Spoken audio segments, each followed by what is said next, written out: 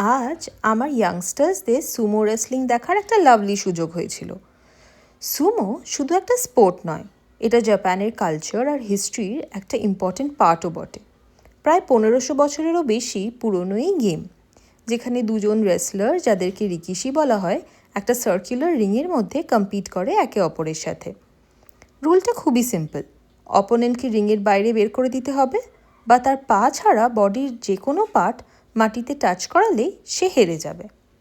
আর সবচেয়ে ইন্টারেস্টিং বিষয় হলো, জাপানে ছোট ছোট বাচ্চারাও ইয়াং সুমোতে পার্টিসিপেট করে। ছোট বয়স থেকেই ওরা ডিসিপ্লিন, রেসপেক্ট, হার্ডওয়ার্ক, কনফিডেন্স শেখে। উইনিং ইম্পর্ট্যান্ট, কিন্তু তার চেয়েও বেশি ইম্পর্ট্যান্ট হলো স্পোর্টসম্যানশিপ।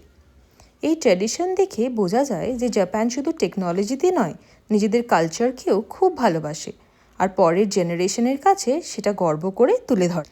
আর তোমাদের যদি এই ভিডিওটা ভালো লেগে থাকে, please like and subscribe my channel.